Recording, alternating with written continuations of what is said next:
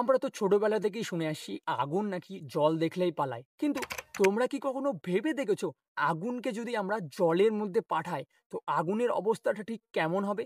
আজকে সেটাই আমরা ট্রাই করে দেখতে চলেছি। আজকের ভিডিওটা স্কিপ না করে একদম শেষ পর্যন্ত দেখো। আজকের ভিডিওর মধ্যে অনেক মজাদার জিনিস আছে।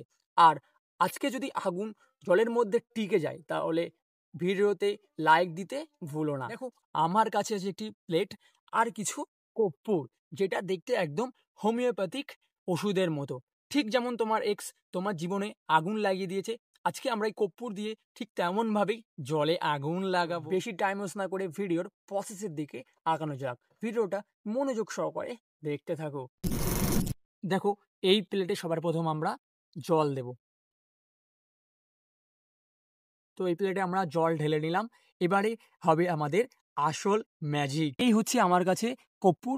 এই কর্পূরগুলো আমরা এবারে জলের উপরে দিয়ে দেবো এবং এর উপরে আমরা আগুন লাগাবো। ওকে, তোমরা এটা দেখতে থাকো।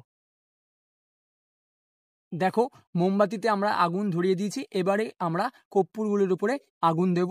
আর দেখো ম্যাজিকটা। দেখো কর্পূরের অবস্থা দেখো।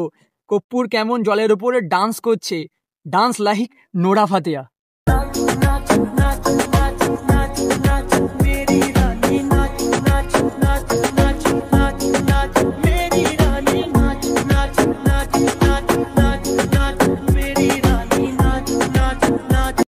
বন্ধুরা, কেমন লাগলো তোমাদের আজকের ভিডিও? কি আমি জলের উপরে আগুন লাগিয়ে দেখালাম তো? দেখো, পৃথিবীতে এমন কিছু নেই যেটা করা অসম্ভব, সব কিছুই করা সম্ভব। আর বিশেষ করে তোমাদের কর্পূরের ডান্স কেমন লাগলো? ডান্স যদি ভালো লাগে তাহলে অবশ্যই নোরা ফাতেয়াকে ট্যাগ করো, কারণ কর্পূর পুরো একদম নোরা ফাতেয়ার মতোই ডান্স করে।